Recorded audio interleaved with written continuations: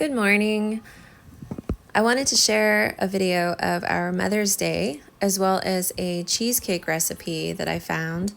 And I was really excited to find it because cheesecake is one of my favorite desserts. And I thought this Mother's Day, I want to find a really low maintenance cheesecake recipe.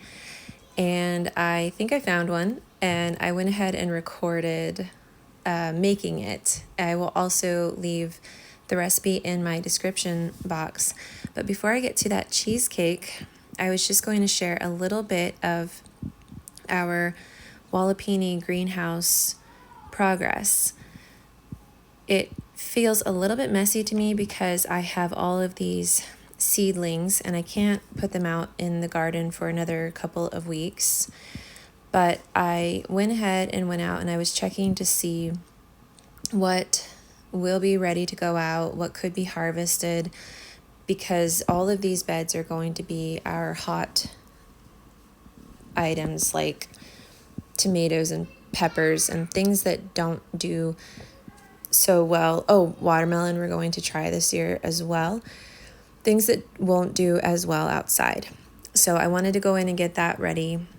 And my husband and kids built more of these garden beds. They're from Sprout Box, and I love the look of them. And we decided to just go ahead and fill the rest of the space with those beds. And so far, I'm just really enjoying the way that they work out there. I had also wanted to plant some broccoli, and I think I'm a little bit late, but I tried sprouting my broccoli seeds first. These are the broccoli seeds. So they have little tiny tails on them. And then I'm going to go ahead and start them in the greenhouse and then move them out to a cabbage bed that we're going to cover. And this is the first year that I'm trying that. When I go out to my greenhouse and I'm watering and harvesting, I will save the tops for the chickens because they really love it. And right now, most of my ducks and chickens are broody, so not very many of them came over. I have a duck faithfully sitting on a nest and a couple of chickens that are quite broody, but I did order more chicks this year, so we have those coming in the mail soon. But I am hoping that my broody hens and my broody duck do end up hatching out their birds as well. So that's something fun to look forward to. The other thing, our bathtub broke and we had to replace it. So we decided to put the old one in the greenhouse and we're going to make a worm farm. And I do plan to make a video of that. I'm going to show the progress of it and how we do it because I've never made a worm farm, and the concept has always been really neat to me. But I was just sharing how Jeff and the kids put these beds together for me. And then under all the beds, we have pea gravel to walk on, and we just move that aside, level the area, and I just had shown how he puts down the cedar to hold the bed. And then we push the gravel up against the bed, and that's in our walkway. So we're adding more beds around the edges, and then we have a deck down there, and we are going to add more beds there.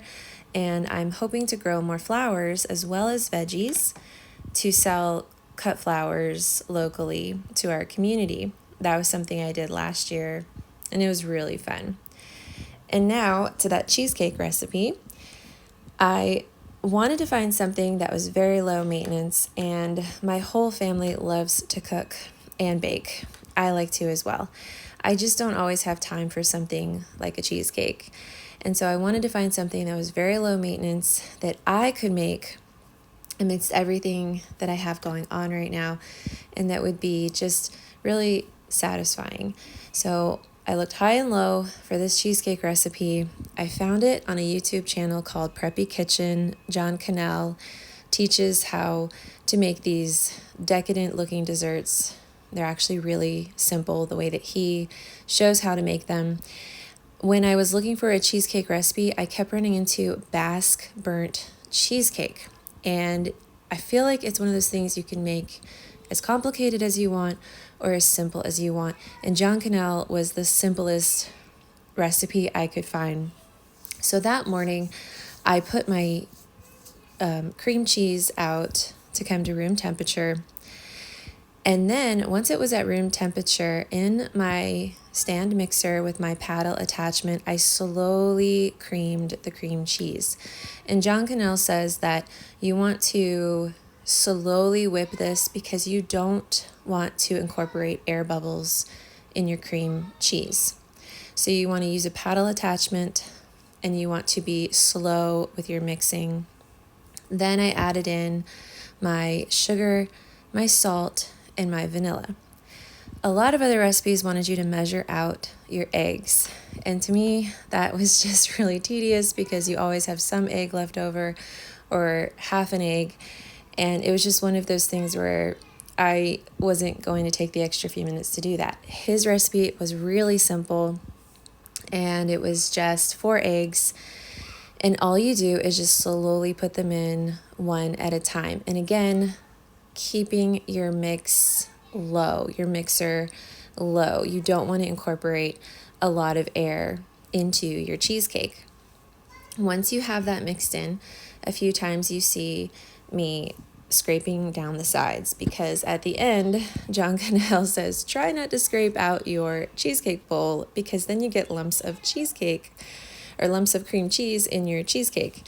So I tried to scrape it down between ingredients. Once I had my eggs in, this recipe calls for a little bit of flour. We just use organic flour and some heavy whipping cream. And I just poured all of those ingredients in very slowly, scraped the sides of my bowl to try to get all the chunks of cream cheese incorporated, and then again mixed it with my paddle attachment. And then you just take your springform pan, and I have found that the simplest way to line awkward items with parchment is just to crumble up your parchment and then really push it in there and smooth it in. And I love that this recipe doesn't have a crust that you have to bake beforehand. I always struggle with that. I either overcook it or undercook it, and I get oil everywhere.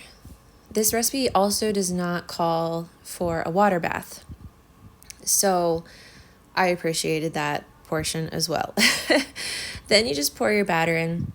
And in his video, John Cannell does not scrape down his bowl. In fact, he says, resist scraping down your bowl.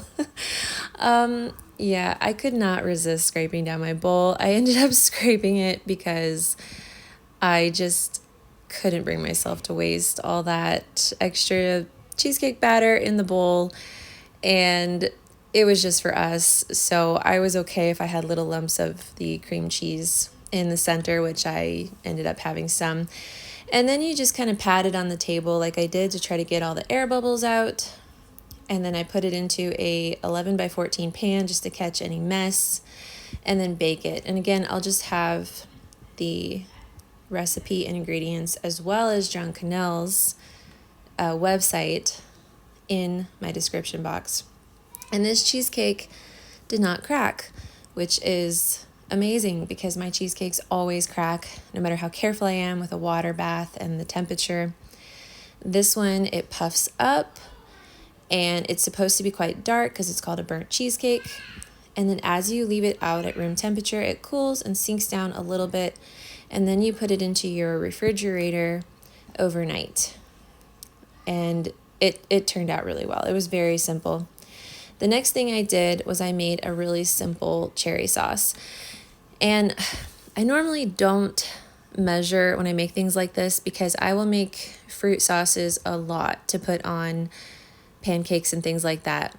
But I will write in the description kind of a general recipe of what I did. But it's basically just your fruit of choice. I wanted cherries, and they were frozen, some sugar. You mix some cornstarch and some water, and then pour that in. It is good to put some lemon juice in. It just preserves the color. I didn't have a lemon, so I did not put lemon juice in this. And then you just start to heat it until all that cornstarch mixture thickens. Pour it into your jar and put it in the fridge, and it will set up more the longer that it sits. And it just makes this really decadent sauce to put over your cheesecake. All in all, I loved this recipe. It did not take very long to put together. You could put this together with a baby on your hip, which is why I chose to do it for Mother's Day, because not all moms have other, people in the house that can cook for them like I do. I have my older daughters. They love to cook. My husband loves to cook. So I don't always have to cook if I don't want to. We tend to take turns with that chore. But I really did want to make a cheesecake because I do love to be in the kitchen, but I do always have little kids with me, and I needed something that really only took half of my thought.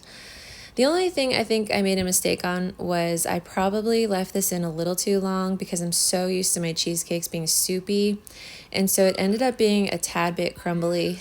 I think had I left it maybe 10 or 15 minutes less, the texture on that would have been a lot smoother. But all in all, it was so delicious and so satisfying, and I hope you get a chance to try it, and I so appreciate you joining me today.